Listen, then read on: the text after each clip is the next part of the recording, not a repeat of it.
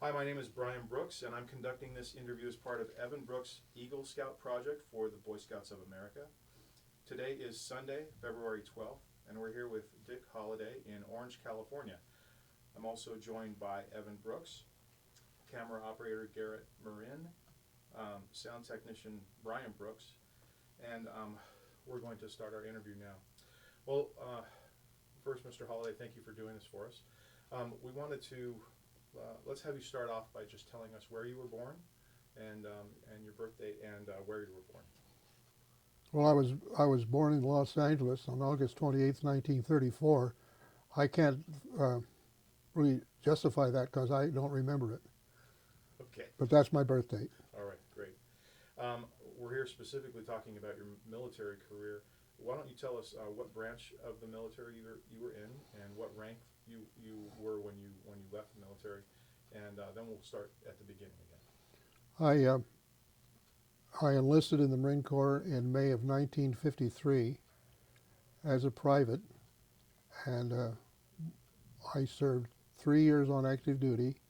And after that, I was released from active duty. I went to UCLA and graduated and joined the Marine Corps Reserve. And later on, I was a captain in the Marine Corps Reserve, and I went on active duty and served a tour in Vietnam for 13 months as an artilleryman. Okay, great. So you would have been 19 when you enlisted? I think I was actually 18, Okay. almost 19. Okay. And what was it that drew you to the military? Were your parents military? Well, that's an interesting question. My uncle was a Marine. Most people aren't aware, but he was what we called a China Marine. And the 4th Regiment was sent to China in the 20s and stayed there almost until, well, they stayed there until the war started. And he wasn't there all that time. And then he served in the Pacific. But anyway, um, I admired him. He showed me my opinion of what a good Marine would be. And he enlisted and was discharged or retired as what they called in those days a commissioned warrant officer. So that was the main reason for joining the Marine Corps. Okay. Now you joined in 52. That was the 53. 53. Okay. Was Korea still happening? Yeah, when I enlisted in May of 1953, Korea was on the tail end, and the truce was signed when I went on active duty. A day after the truce had been signed in Korea, and I celebrated that. But some of the guys in boot camp, they thought they'd been cheated, and I said, "What's wrong with you guys?" I said, "Don't you really? You get killed when you go to combat." "Oh, we can send the medal home to mother. That's okay." "Oh, really? That's..." Wow. That was the attitude of Yeah. most of the guys you were with. We used to, when I was in Japan with the 3rd Marine Division, we used to talk about getting the Medal of Honor. And I'd say to several of the guys, "Don't you understand it was awarded posthumously? What does that mean? You're dead." "Oh, send it home to mother." Wow. They were 18. Wow. But that's drowned into you. The one thing about the Marine Corps is they have a method, and they have for many years. They tell you you're the best till you begin to believe it, and before you know, you're acting like that too. Really? Yeah. Okay. Well, let's talk a little bit about that. What was boot camp like? When you show up your first day. Where was boot camp? Well, I went to San Diego. We were called Hollywood Marines. And the boot camp was in San Diego and in Parris Island. And my buddies who went to Parris Island, I just said, "Eat your hearts out," because I didn't want to go back there and everything. But anyway, that was primarily well, I was going to say the reason. Boot camp, I didn't have a problem with boot camp. Some of the guys did. The enlisted boot camp was primarily on physical, not a lot of mental. Uh, I don't want to say stuff, but anyway, and some of them had trouble because they couldn't handle discipline. Okay. And however, as I say, I took it as a joke sometimes, humor. our drill instructors, and you're not going to hear this from many guys, our drill instructors in those days were not the brightest people in the world. And some of them didn't have good sense. But anyway, that's boot camp was at that time was 10 weeks, and then when we graduated from boot camp, we went to infantry training. We all got different MOSs. I was given MOS of a radio operator, and then with orders for overseas right out of boot camp. Went to Camp Pendleton for 4 weeks of infantry training, because in the Marine Corps, everybody's a rifleman. I don't care if you're a truck cook, a truck driver, a computer operator, you qualify with the rifle, and you better learn how to shoot it, because someday you might get pulled into line, you know. Right. So you were a radio operator? At that particular time, Okay. yes. I was, when I got overseas, I became a member of the Anglico unit, which meant that we directed naval gunfire from the ships. And we could artillery also. And we had a naval lieutenant, a lieutenant or lieutenant junior grade as our officer, whereas the Marines that radio operators that talked or directed fire were regular Marines. The Marine artillery is what I'm trying to say. Okay. And how, after boot camp, you were deployed as a radio operator to where? Japan. Japan, okay. My orders right out of boot camp were, were for the 3rd Marine Division. And as I say, I went through 4 weeks of infantry training, and I was in a draft, the first draft to the 3rd Marine Division. In fact, when I was in boot camp, we were out there drilling one day, and here come the flat cars with the tanks on them, going to the ships, you know. And I said, oh, I'd like to be with them. Not really. So anyway, that pretty well, I could go on and on about boot camp, but I think it'd be boring to most people. Okay. It was physical. What? Tell me about your deployment to Japan as a radio operator. Well, I had an MOS for communications. What's And an MOS? What's MOS? it was a military specialty. Okay. Good question. Military specialty, and it was communications in those days was 2,500. It still is. Okay.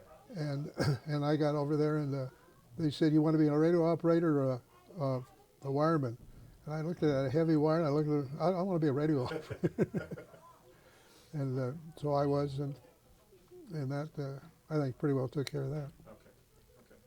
And what were some of your responsibilities during a regular day? What would be a regular day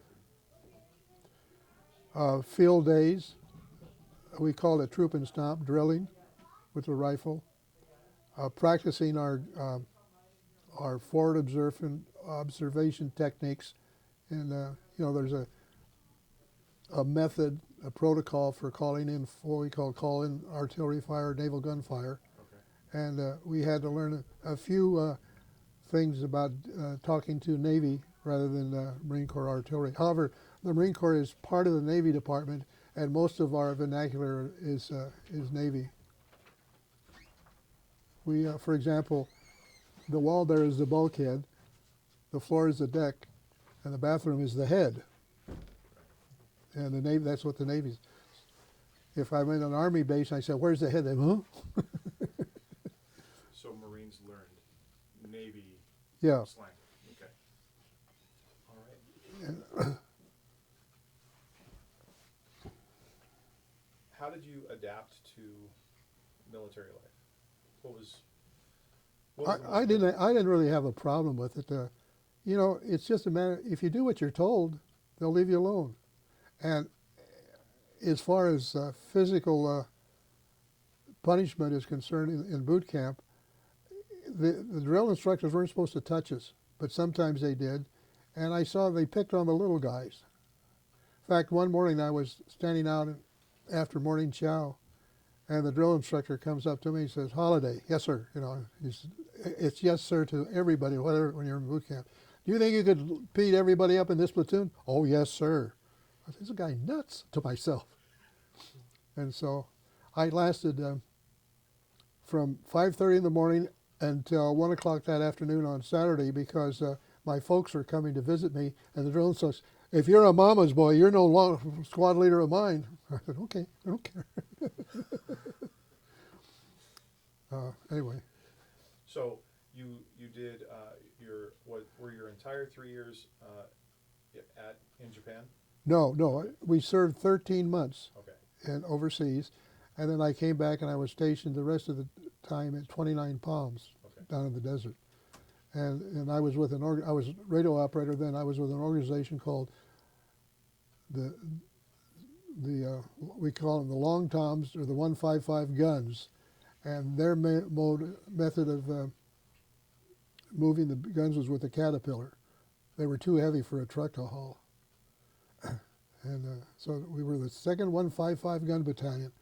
And whenever you answer the phone, you're supposed to give the name of your your organization. So there's 2nd 155 Gun Battalion, Dick Holliday talking, sir. You know, you couldn't say hello. Now, is that still part of the 3rd Marine? No. Once I left the 3rd Marine Division in Japan, I was sent to 29 Palms, California. Now, that was called, we were the Fleet Marine Force in Japan, part of the division. The 2nd 155 Gun Battalion was what we called forced troops. In other words, we were support units. We never, Okay. the 155 guns, that was heavy artillery, and you never fired in support of a unit. Whereas in the 3rd Marine Division, they had 105 howitzers, and each howitzer battery fired in support of a company, or of a battalion, I mean. Okay. All right. Did you see either? Well, no, let's not get there yet. So you finished your 3-year stint in 29 Palms. Yes. Okay. All right. And then you went to UCLA. What was your major at UCLA? Business. Business. And did you do all 4 years? No. I started at Oregon State when I graduated from high school. I had a football scholarship up to Oregon State. Really? Yeah. And grades weren't the best in the world. I was not an academician at that particular time.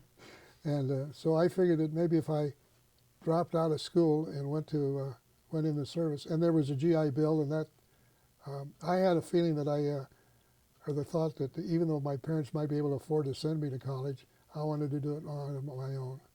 And so I did. They helped me a little bit, but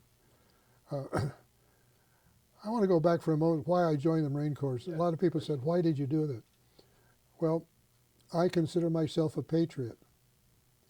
And I didn't do it because I expected people to say, "Oh, thank you for your service." No, that's something that's become very popular. And I'm not sure how much meaning there is when they just know they're supposed to feel they're supposed to say it. But not only I'm a patriot, and I didn't join the military to die for my country. I just joined the military to fight for my country. And the good Lord willing, I'm here sitting, and I was in Vietnam. I was very fortunate to serve 13 months as a battery commander. I'm getting ahead of myself, without a scratch. Yeah, wow.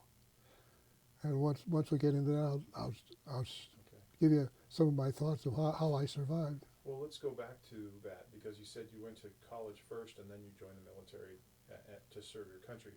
How long were you at Oregon State before you joined? Well, I think maybe I've confused you.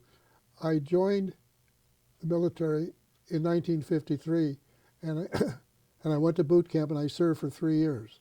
I'd actually had about a half a year of college at Oregon State, and I dropped out of Oregon State and joined, then went into the Marine Corps. Then I joined the reserve is what happened. Okay. And from there, I was in the reserve a few years and became a captain, and then I went on active duty in 1967. Okay. All right. So how long were you in the reserves after college then? Well, actually about, I think, 6 or 7 years, something Okay. like that. Okay. So yeah, why don't you tell us about Vietnam? Okay. the reason I volunteered to go to in the Marine Corps, I knew I was going to go to Vietnam because there's a saying in the Marines, there's only two kind of Marines, those are overseas and those are on their way overseas. A little bit of humor there, but I mean that's just the way it is. We're taught to kill, that's simple. And so I joined the Marine. I went on a 3-year contract with the Marine Corps in 1967, and I was discharged in 1973. I was able to extend some. I felt that we needed to be in Vietnam, and a lot of people don't, they've either forgotten or they don't know. There was a treaty that we signed with the South, CETO. I don't know if you've probably never heard of it. And it was just like the one in Europe. If anybody had been attacked, we all had been attacked and we went to fight for them. The problem was, I'm getting a little political here, we could have won that war in Vietnam, but first our politicians got into it, and then our statesmen got into it, and then the intellectuals began to rule. Once we talked about victory, no, you can't do that. It's kind of like political correctness.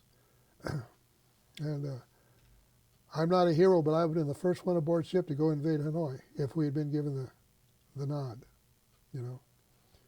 And some people don't understand this. We did win in Vietnam. We did not lose that war. And the end result of, once we withdrew from Vietnam, the rest of Asia began to topple, didn't they?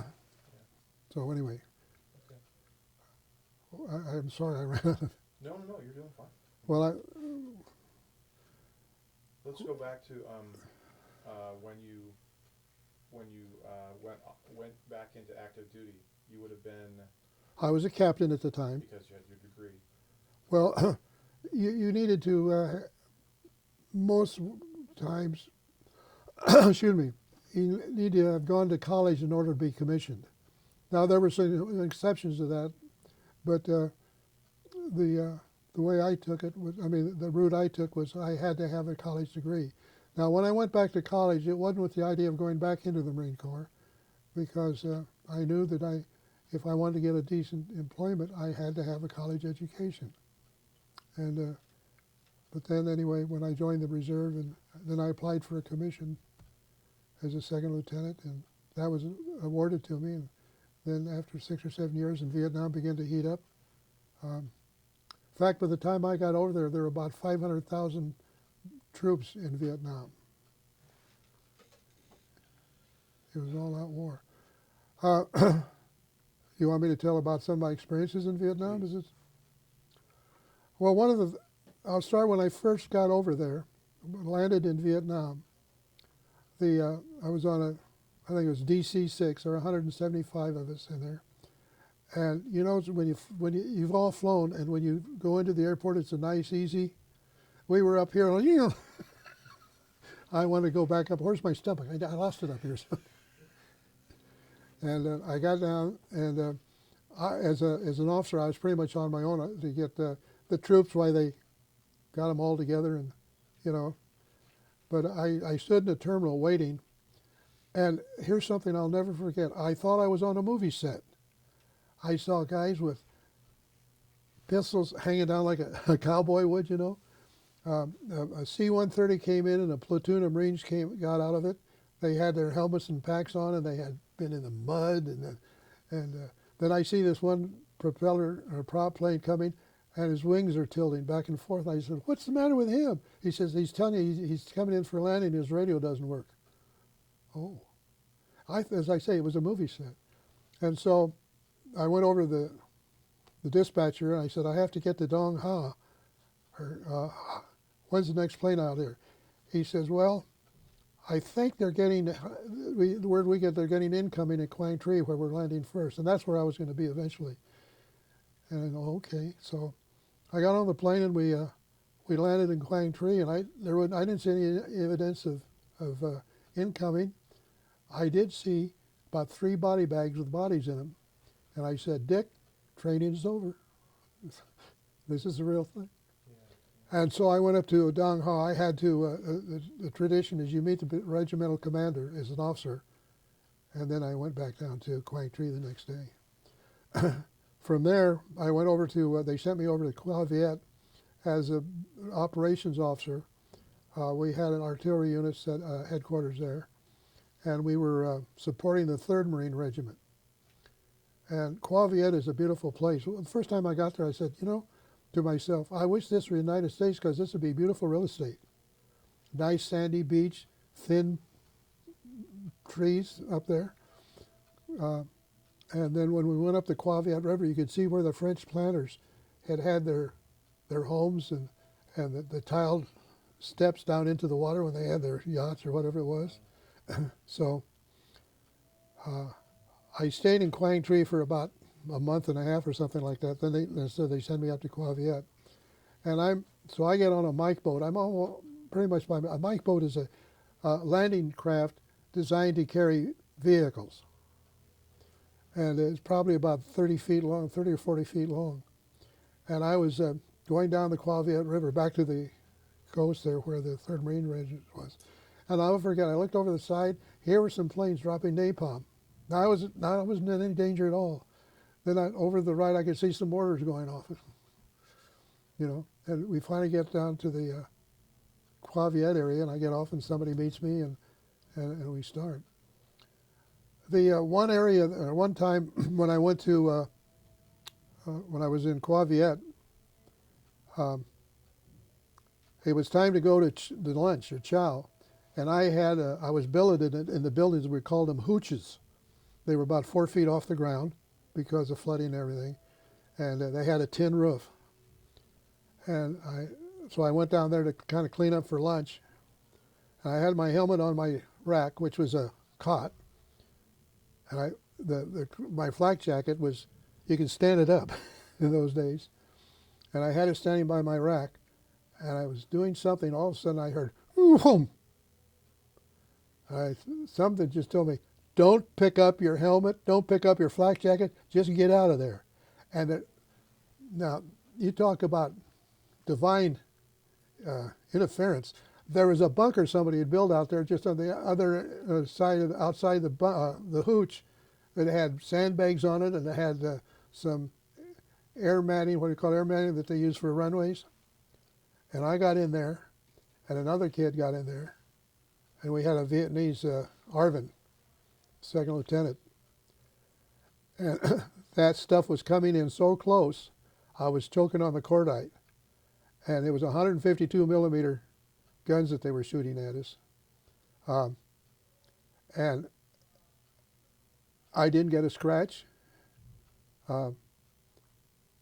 They stopped firing for a while, and this is a tactic the artillery used. I found out that North Vietnamese uses the same book as we do, manuals we did. They adjusted their target, and I was the target center, I think, of where I was. And then they stop and they reload and put information, data on all of their guns, and they fire at the same time. That's called a time on target. Well, I said to the guys in the bunker, I said, don't go, they're not through. Just stay here. And sure enough, and guys were starting to walk outside, and you never heard so many blood-curdling yells in your life as some of them got hit. A few of them got killed, too. So when that was over with, I went back into the my hooch. If I had hit the deck, I wouldn't be here talking to you. I've been 6 feet deep. There were holes in the floor. There were holes in the tin roof where the shrapnel had come in. And so anyway, I had to go back to Quang Tri to our battalion headquarters for some type of meeting or paperwork I had to do. And I wasn't really, while the whole thing was going there, I didn't feel like I was going to get killed. I was just, here I am. But when I got back and I got off the helicopter in Quang Tri, I said, you almost got killed. No, you didn't. You're alive. No, well, yeah, but you almost got killed. I talked myself into the fact I was still alive. Yeah. But the point I want to make is there is a God. because there's no way I could have been that close to it without having been killed. Pardon me, unless he were watching. I'm sorry, when you get my age, you become very emotional. No problem. And there have been other, as I look back on it, there have been other instances in my life that tells me he's up there. Or I don't know whether he's up there, he's somewhere, if you know what I mean. But that was, and I wanted to say, I don't dream about it every night. I don't have bad dreams. It was just something that that I happened to be in, and there's no doubt in my little pea-picking mind there was somebody before me that put that bunker up there. And if you've ever, I know you haven't, I'd go out, we're on, there's a lot of sand where we were at Quaviette, and I'd go out and I'd pick up the pieces of shrapnel. They were that long, about that wide, and you had to be very careful to pick them up and without cutting yourself, because the edges were razor thin. And that shrapnel could come through and just decapitate you without even knowing what hit you, you know. So, then I went to, I became a battery commander, which was a very enjoyable job. And, of course, everybody kept asking me questions, you know. And I told them what I thought needed to be done. And then the battalion commander, artillery battalion commander, comes up one day and says, "Dick, we're going out on an operation." I said, "Where are we going?" He said, "Quezon." You've all heard of Quezon, haven't you? Quezon, the siege was over. And I said, "Well, what are we going to do at Quezon, sir?" He says, "Well, they're having an operation." And I said, "Well, where are the infantry?" He says, "They're coming in." I said, "We're going to fire." Usually we fire over their heads or to the side. He said, "Yep, that's what you're going to do." And General Davis was a division commander, and I shouldn't say this for the Library of Congress, but it was nothing but a publicity stunt.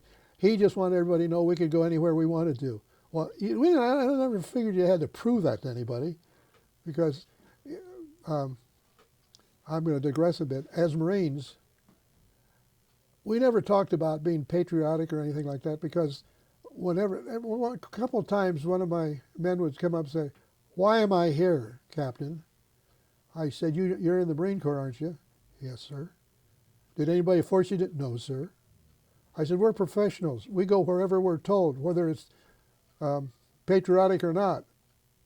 Understand?" "Yes, sir." "Do you feel better now?" "Yes, sir." "Well, get back on your gun." And that worked. I had 2 draftees in the battery. The Marine Corps did draft some, and they were just as good as any other Marine that didn't volunteer. In fact, some of them, they were better than some of them.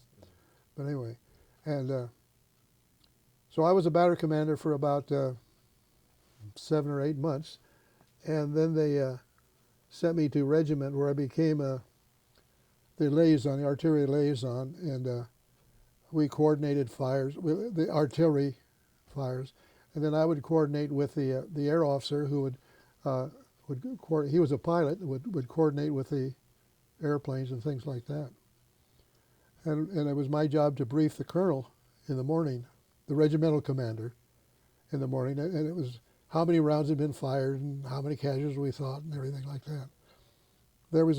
Because there was a body count, but you know, in my opinion, when we're fighting in a war, I don't care how many people we kill, just as long as we accomplish our mission. And that sounds rather caveat for me to say, I don't care how many people we kill. That's our job. That's the way we were trained. And as a battery commander, I have no idea how many of the enemy I'm really responsible for having killed. And I don't worry about it. That's what I drew my pay for. And I felt if that was a way of working it out so that people in the United States didn't have to get involved in it. And if anybody thinks that the communists were just having fun, they weren't. The Russians wanted to rule the world, and so did the Chinese at that time. So, enough politics. How many people as a battery commander did you have under you? Well, our TO, which means Table of Organization, was about 200 men. That's officers and enlisted. Probably about 30 or 40 of them stayed back. They were the motor transport people who kept the Rolling Scott. And I had to sign for about $200,000 worth of artillery guns and motor trucks and things like that. We didn't have the truck. We always went by helicopter from spot to spot, and so the truck stayed back in the rear. We also had a Caterpillar to dig gun pits, but it stayed back in the rear.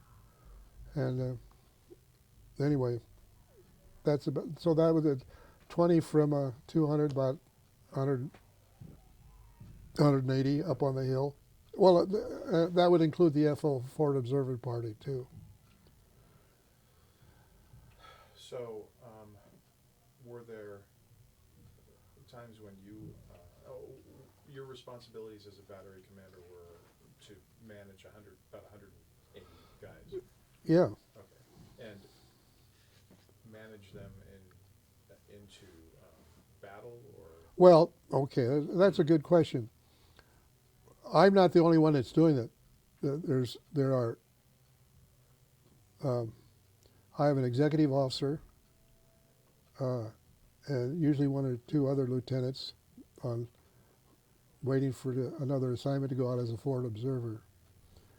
And then I have the one that really runs the battery is a gunnery sergeant. And one thing about the Marine Corps, you give your staff NCOs as much authority as they can handle, because and you better be on their good side too. Really? Oh, really? Well, they're not going to try to do me in or anything like that. But if you have their confidence, they'll go out of the way to work for you. And one of the things I did in Vietnam was we always had a company of infantry in perimeter support in the circle. And I always got the platoon sergeant in. I made him a cup of coffee. Now, I'm a captain, he's a staff sergeant. And he'd give me my morning briefing. He'd say, well, no problem last night, sir, or, well, I don't think we had any people in the lines, but our minds were turned around toward us. I forget what you call them now, it's been so many years, and we would set up, it's like hand grenades or mines or something like that, and then when we saw somebody, if we saw something, they'd push a button or something and throw out shrapnel. One day a company comes in to relieve the other infantry company, and the battery commander says, we operate a little differently, Dick. He said, if you hear a frag that's a hand grenade go out, don't worry about it. If you hear rifle fire, worry about it. And so one night I'm lying there in my bunk, and, oh no, that was a rifle. So I got out, put on my gear, and went out. The only thing, I couldn't do anything, but I just felt that I needed to be with the men in a situation like that, because your organization is going to fall apart if the officer is in cowering somewhere, and you're taking all of the battle. I mean, all of the trouble. And go ahead. Oh, I was just thinking, as a captain, as a commander, you had to have lost men. Well, surprisingly enough, we didn't have. There were not any casualties from fire. Wow. We were very fortunate. We never got shot at. There were some batteries that did get shot at, and took casualties. I hesitate going into that because it'd get off of me and everything, and so I could tell you about that someday. But anyway, we did the best we could and had no casualties. Now, after I had been relieved from the battery, relieved, the word relieved is not a bad word, I'd say it, if I use civilian terms, transferred, uh, the enemy was getting closer to our position, closer than it had ever been. So I planned night fires. I was back at the regimental level, and I planned night fires right around there, right around the position, which they were targeted to go in about 50, as close as 50 yards to where the people were. Now that's getting pretty close as far as firing artillery is concerned. What's a night fire? I beg your pardon. I'm sorry. A night fire is when you set up targets and you plan them during the day. So if you have to chart and you've got all the information, they put it on the guns if the mission comes down, and they can pull a lanyard, and the shell supposedly is supposed to go in the place where you plan them, and those were night fires.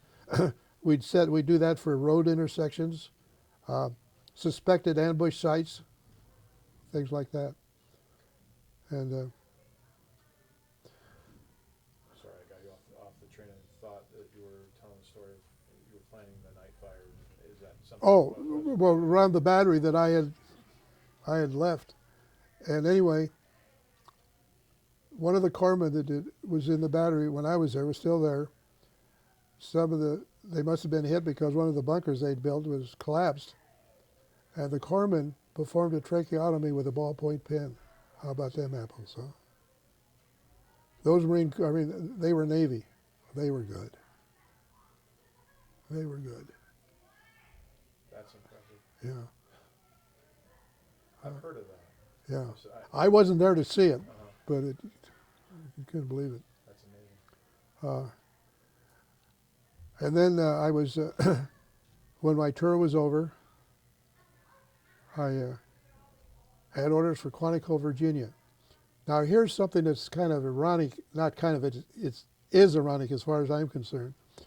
I'm sure the Marine Corps has a philosophy that if you come from the West Coast, you're going to station on the East Coast. If you come from the East Coast, you're going to station on the West Coast. You just don't mind. What did they send me to Quantico for? And plus the fact those are officer schools. As a major, I got to serve coffee. Not quite that bad, but I was at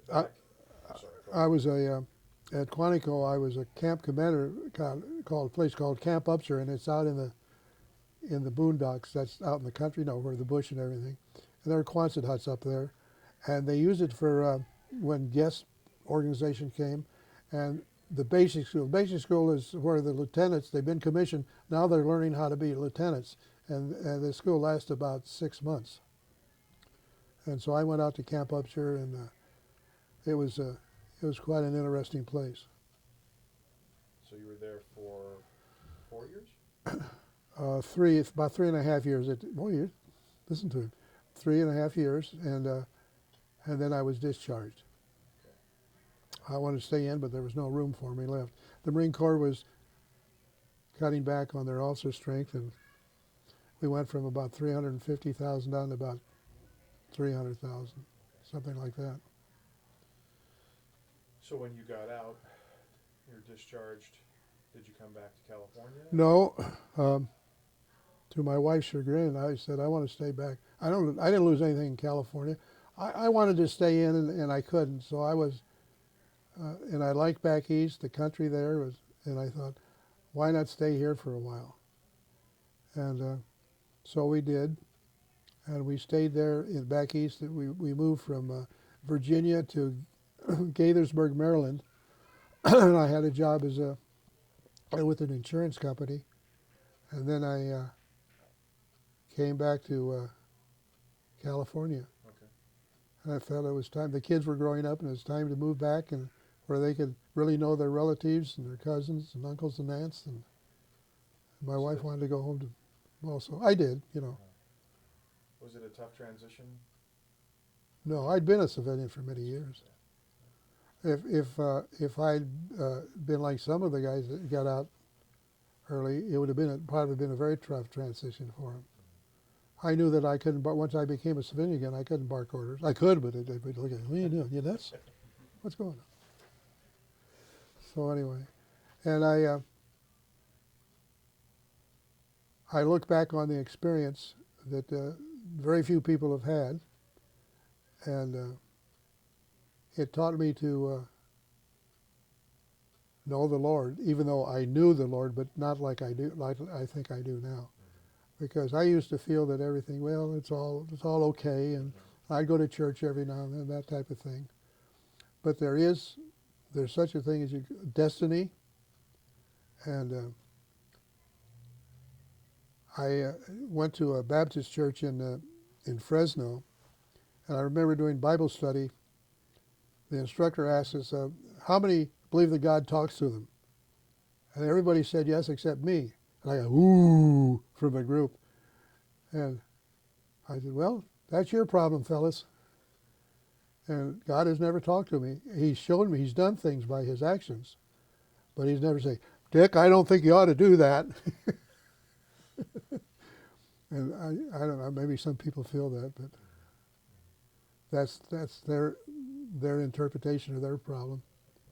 What I'll tell you, as I said in the beginning, the things I have, as I go back about my life and close calls I've had, I could have been killed many times other than combat, in traffic and things like that. So, but I'm proud to have been a Marine, and they say there's an old saying, once a Marine, always a Marine, and it's going to be pretty hard to discourage me from that. And there's an old saying, you don't want to get two Marines together and tell their sea stories, because each time they become braver in the battle, you know. And in the Marine Corps League, why we'd talk about our sea stories.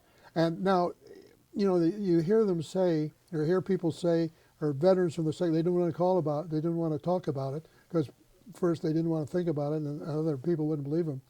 Well, when you're talking to another Marine, even though he's 50 or 60 years old, you've got it in common, you got the camaraderie, and we don't mind telling. But every now and then it's fun. It's, you know. Still keep in contact with?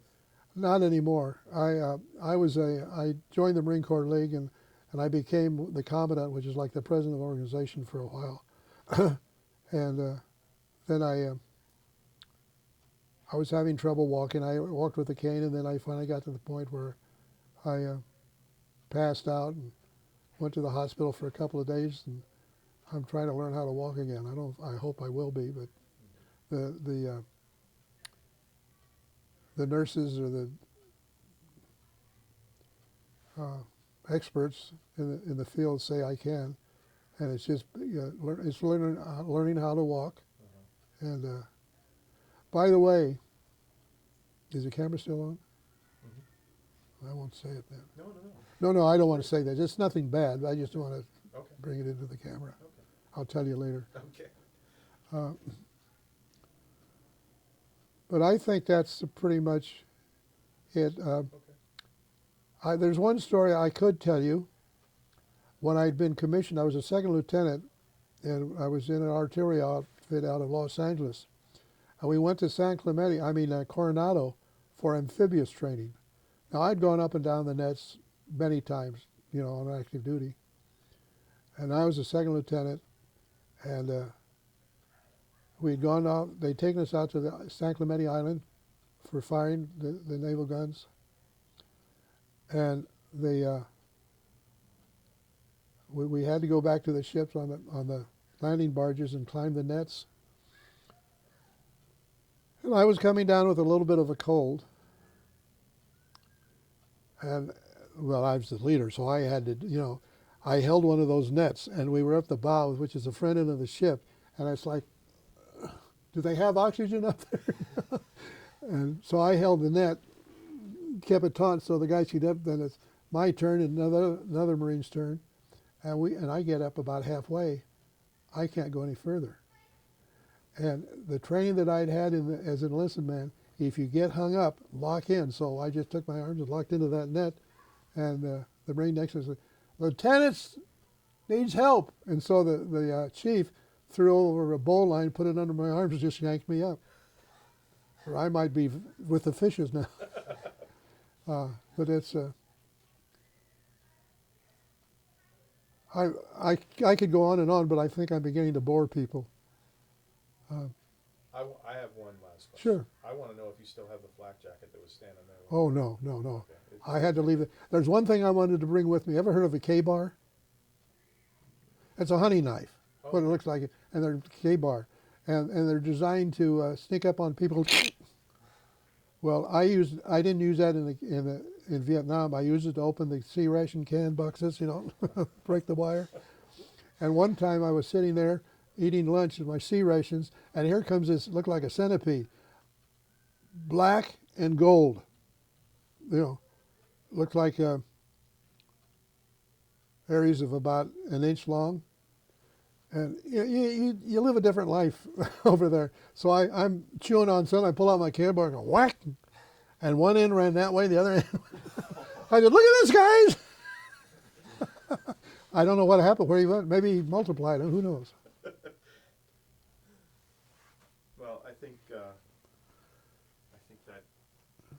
can wrap it up. We appreciate you doing this. Well, I appreciate you taking the time to let me tell you my sea stories too. Thank you very much. Okay, is it 10 off?